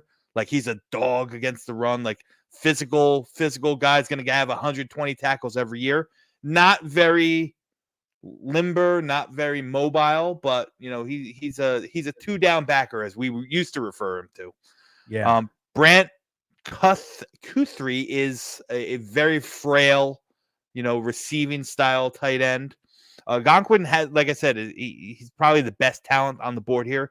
Keaton Slovis, I think we should consider him, because not that I think he's great, but he's a guy that the Jets were, honing in on at the Senior Bowl. So I think those are your 4 names right there, bud. All right, Keaton Slovis. Yeah, I got Watson. Yep. BYU quarterback. Dom's pushing on us. BYU quarterback. Oh yeah. All right, who were the other 2 guys? Carson Steele. I'm putting Carson Steele up there. And Brevin Spanford. That's fine. And all right, Brevin Spanford. All right, and all right. Okay, there it is, guys. Mr. Irrelevant, this is your last chance to have your voice heard, and then we'll take a look at the draft. We'll give our letter ratings, and then we'll wrap up the first 10 o'clock mock for the 2024 season. This is exciting. This is good stuff, Dom. I'm having a good time. Yeah. And it's not a bad draft so far. We got to get some more votes in here. Oh my God, this is disgustingly walking away with it here. Damn right there. It's the way it should be. If this guy's sitting there at Mr. Irrelevant, I'm going to tell you what, he's going to be one of those very, very rare Mr. Irrelevants that has an impact. I love it. Like we have Brock Purdy making all kinds of noise out there as Mr. Irrelevant, who, by the way, in that we were talking about, a lot of us liked Mr. Purdy. We liked his tight ends. I'll tell you that. So I was talking a lot of shit about his tight ends, but let's take a look at Carson Steele. I pulled up the stats of Carson Steele. He's 6'1", 225. He's got some size to him. I didn't realize that he ran for 1,500 yards last year. That's crazy. What I'm talking. And you got to watch the way he runs, everybody. He's actually he's closer to 6 foot. If I think it's like 6 foot and a third, something like that. Either way. He's 200, or he runs, what do you say, 225, but he runs a 4.5 40 at that size, which is beautiful. And he's dude, you got to watch him run. I love his style. He was consistent. Listen, he's not gonna break many. He lacks that second gear. He definitely he's not a weapon in the pass game whatsoever. I mean, in 3 years, I think he was targeted 60 times in 3 years. 50 catches, so on and so forth, less than 400 yards total. So he's a thumper, but listen, we don't have that right now. You have BRYCE Hall, you have I'm shocked. I got to be honest with you, full disclosure, I had no idea he ran for 1,500 yards last year. Yeah, I've had my eye on Mr. Steele for a minute. He's one of my gems. So, hey, when we start talking about him as this process moves on, everybody remember he's a green bean guy. Okay. Yeah.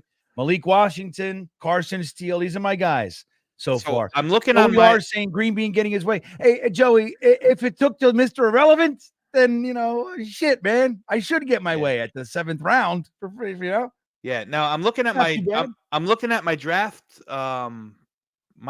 guide. I have Carson Steele, the 20th ranked running back in league, but I only watched 2 games. I'm just being honest. I don't have I don't have the most in-depth knowledge of what he did, but I'm just looking at my pros and cons that I have.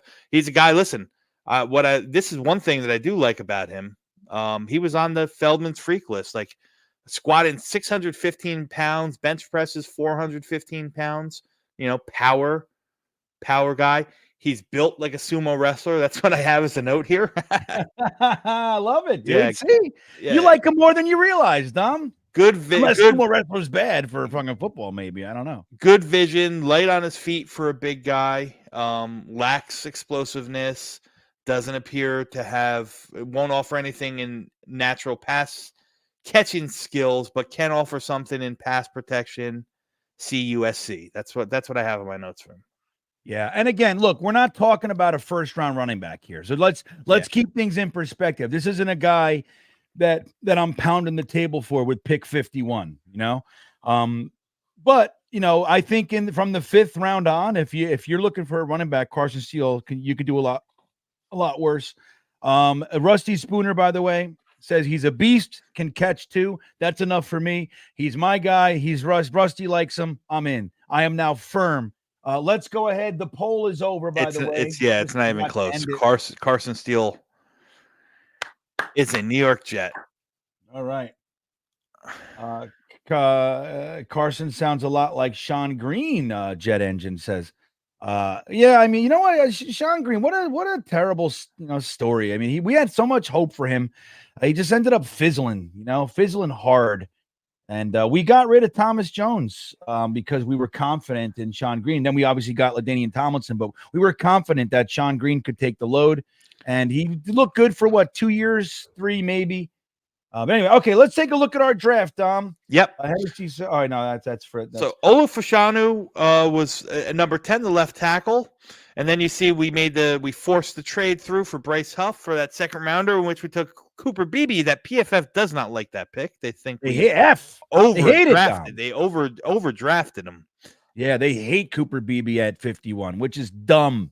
Yeah, everybody. Well, that's why you can't really go by what their rankings are. And that's like with the big boards, and we keep saying, "Oh my God, if this guy's here in the 6th round, it's not going to be that way in real world, right?" Yeah. Most of the time. Brendan Rice, the wide receiver from USC, taken in the 3rd round, which I think is good value. Michael Hall at 111, which is ridiculously good value. Ced Van Pran at 113, which I think is probably right on point with his value here. And you guys see here, I did have to, because they didn't have the trade that Denver where we got the pick, so I forced that through. I traded Tim Boyle. We don't need him anyway. He's not even on the roster. We then took Luke McCaffrey, which I gotta say, Bean, I think we screwed up because I don't know if we own this pick. For some reason, I don't think we have a 5th round pick. I don't know what trade we got rid of it in. But I don't think that we have it. But in this case, we do. We took Luke McCaffrey, the wide receiver, converted quarterback out of Rice. 6th round, we went with another offensive tackle. Nice development project in Ethan Driscoll, who I think will be a better player than Max Mitchell already is. Now, the Jets have pick 147. They do. Yep. Do they have 187? They do. Oh, okay. I was wrong then. And then we finished it up with 3 7th round picks: Josh Proctor, Gabe Hall, and Carson Steele. A very, very, I'd say, offensively skewed. Yeah, offensively skewed, offensive line heavy draft. But you got 2 weapons in Brandon Rice and Luke McCaffrey. I think they can both be rotational guys. I don't think either of them are going to alleviate much of the stress or strain off of Garrett Wilson. But the wide receiver core after this mock draft is better than it was before. Yeah. Kareem Let me Carson. tell you, I'm already. seeing now, but I'm seeing now too that another one says the Jets don't have. Yeah, I don't know. I for some reason I think they're missing a 5th round pick. I don't know when we got rid of it, but whatever. In this case, we got it. We got Luke McCaffrey, and go kick rocks if you don't like it. Yeah, it is what it is. We play the hand we're dealt, everybody. So everybody, let's go ahead and give us your letter grade for the draft. We got Fashanu up top. He fell to us. We took him. We traded Huff, so we got an interior lineman, a very versatile interior offensive lineman in Cooper Beebe.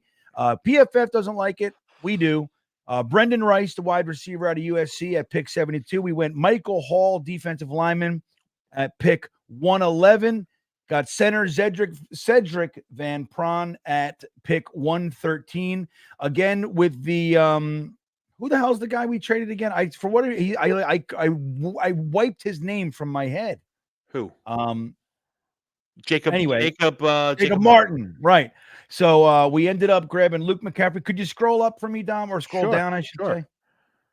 Then we got another tackle, Ethan Driscoll, safety Josh Proctor, defensive lineman Gabe Hall, and we rounded it out with Mr. Irrelevant himself, running back Carson Steele. E-Boogie checking in with an A+++, Dom. Wow. Yeah. He likes his offensive lineman, I bet. Listen, I would say this. I'd say you got 3 guys that you can possibly argue that would be starters in Fashanu, Beebe, and Rice. You got 2 other guys in Hall and Gabe Hall and Michael Hall, who will be in the rotation, heavy rotational players, and then you build some depth. I mean, it's not a bad draft. I gave it a B+. No. B+. I gave it a B+. And the B+ is because Brendan Rice isn't my favorite receiver. I think if we had Jamari Thrash. I was just going to say, if Thrash was the pick, you'd feel better. Yeah, or Malik Washington for your sake. Nice. Yeah. Oh yeah. Come on. Rusty gives it an A+. Hennessy comes in with a B. YouTube comes in with a C+. Anthony Rizzi's here. What's up, Anthony? With a B. The Commander Cool says no thanks on Rice, but the rest is fine. Donkersloot in the house with a B. Gitmo Bob with a B. Not bad. A Gitmo Bob B. A Gitmo Bob B is like an A+ in most grading scales. Very true. Very true. Matt West with a C. Modine with about as good as I could hope with a C. I could see it. I could see it. There's some players here that I wouldn't have taken either. You know what I mean? So, but I don't really dislike any of these picks. I get the Brendan Rice. I get it, but I like him. Jay comes in with a C. Dom C with his B star. What's the star? B+. I got fat fingers. I got sausage fat hands, finger. That's a fat finger plus, everybody. The asterisk is a fat finger plus. We now know that. That's good. We're learning. Hank G, our good buddy, comes in with a B+. NYY with a B+. Hey, One Jets Pod. What's up, buddy? One Jets Pod. What's up, guy, man? There he is. Good dude. Yeah. B+. Infrared says as great as a C+. Dude, how do you want an offensive line? We got 4 of them. How do you just that alone, duder? Come on, Infrared. That's all right, though. C+. Joey R, A+ draft. Great job, Dom and Green. Well, thank you, Joey, and glad you're here, my friend. I want linemen. 4 is not enough for Infrared. 4 linemen in one draft. We've never seen such a thing. Nor will we ever. Nor will we, right? This is about as good as you're going to get, bud. Python Butthole, I think that says. But B+, Python Bite. I'm just kidding. Rusty with his A+. Yes. In case I didn't, not bad, Rusty. He likes Carson Steele at the end. Wrapping it up with Carson Steele makes me like it more, though. I got to be honest. B+ from Chrono Kenny. He'd be very happy with it. Right, as would I, right? I'd be like, you know what? I'm happy with this draft. Matt West, more offensive lineman. He's in the Infrared crew. YouTube says great value, DT and center at 1. Yeah, I agree. The Michael Hall was a gift. That he's a second-round talent, you know. Right. Cyrus Rubin with a B-. Let's see. New York Jets fan 4 just says good draft. Let's see. Joey R. We would have just R need. Yeah. All right. I say Don Meach with a B. YouTube changes his to a B. All right. Yeah, right. Give him a bob. Yeah, he's getting old and soft. He's like, I'm just soft. Soft in the head. I love Dom, but I want Lyman. Dom is the man. All right. There you go. Right. He wants 6 offensive linemen or bust. Mid flare B minus. Senior Blast with an A. Joey R with an A+. I like A's. I like A's. Cyprian Rogers with a B+. Ooh, Modine upgraded it to a C+. Look at that. Look at this positivity. Jet Engine just says 95%. I think that's an A where I come from. Right? Is 95 a plus? No, right? No. 95 is A. Yeah. 95 is anything above, I think 9. Well, I don't know. Is there an A minus? A 93 and down would be an A minus. Yeah. And the 97, I think, is where the pluses begin. So good stuff. Carson's grade for what? You all wasted every pick, every single one. Yep, there you go. Kareem Carson really wanted Joe Milton, man. He did. He's like, that's the star of the draft. He loved him. He said, we don't know ball. There it is. Salem Hoy, we love you, Carson. Or Kareem Carson. There you go. All right. So Salem Hoy says B. B. Alfonso Stackhouse with a B+. He loves the Ohio State guys. Good stuff. And that's about it. That's about it. So we did politically correct. Got to give Dom a B+. There's nothing political about that. I think Dom deserves a damn B+. Dom knows. I didn't do it. Listen, just let's get something straight, man. You guys made the picks. All we did is navigate. The only thing I did is hit the buttons. We didn't do anything. We didn't, we voted just like you guys did. You guys control the mocks, man. That's what Monday Night Mock. That's what 10 o'clock mock's about. That's right. So, so guys, hey, thanks for hanging out with us. This was a good one. If you haven't hit the like button yet, and a lot of you haven't, please do on your way out. If you have not subscribed to the channel, that would be greatly appreciated. I've been sitting right at 12,000 for about 4 months. Tom, it's the craziest thing in the world. 1202, 1206, 1199, 999. It's like, it's crazy what's happening. Yeah. So if you haven't hit the subscribe button, please do. It's appreciated. And of course, do not forget a couple of things. First up is to support Dom C at Project Prospect on YouTube and DC_NY Jets on Twitter and the Talkin' Jets Network. The next show up, I believe, is Tigo and I on Wednesday night at 8 p.m. We're going to be doing Armchair GM, and I forget which day. You got to look at it. But Matt O'Leary and Jeremy are Thursdays at 3 p.m. Thursdays at 3 p.m. Jeremy and Matt O'Leary, for the first time ever, doing it together, talking about the reality check. So we would be appreciative if you'd go over there and give some love over there. It's good content, man. You guys are going to love it. So with that all said, Dom, you have anything to say in closing, my friend? No, I'm happy that the 10 o'clock mock is back. I'm happy. I enjoy this time of year, but more so, I mean this, sincerely. I enjoy the time, the hour and change that you and I get to spend together, being hosting this, and the interaction with you guys in the chat. Like, that's why we do it. That this is fun. This is community, and this is family. That's what it's about, man. Yeah, you know what? Thank you for saying that. I feel the same way. This might be it sucks that it's late for me because I got to be up in 10 minutes for work. but outside of that, this might be my favorite show. You know what I mean? To do. This is a good one, and I love the amount of interaction that this requires with the chat. You know what I mean? I love it. It's like it's built on the interaction with the chat, which makes me really, really happy. I love it, man.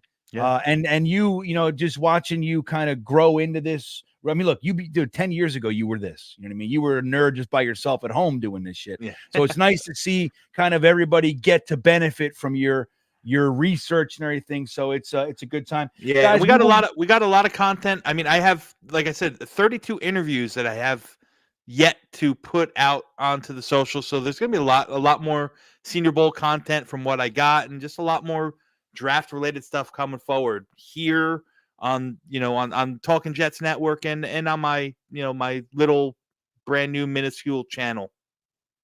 Yeah, that's right. Brand new, minuscule for now, everybody. If you guys go over there and support, it'll grow fast and it's deserved. That's the thing. Hey, Matt West just says we should trade Zach next time. That's gonna be one of the options next week, Matt. Hopefully you'll see it on YouTube. There'll be a YouTube poll and a Twitter poll. You guys can vote on it, and then we'll see what it is. But hey, Mark from Asbury Park, good to see you, buddy. With that all said, we are out of here. Everybody, have a good night. We will see you next time. 1, 2, 3 o'clock, 4 o'clock, rock. 5, 6, 7 o'clock, 8. Johnny Lamb Jones. Wide receiver. As a season ticket holder of the Jets, I'm going to fool Ken O'Brien of California Davis. Obviously, the Jets know something that, the people up there don't. Fullback. Hello. Roger Vick. Jeff Lageman. Jets just don't understand the draft all back. Blair Thomas, running back, Penn State. Johnny Mitchell. The New York Jets select tight end from Penn State, Kyle Brady. Vernon Golson. Cleveland traded the 5th pick to the New York Jets. And with the 5th pick in the 2009 NFL Draft, New York Jets select Mark Sanchez. D. Milner. Dino Smith. Jets select quarterback Christian Hackenberg. Sam Darnold.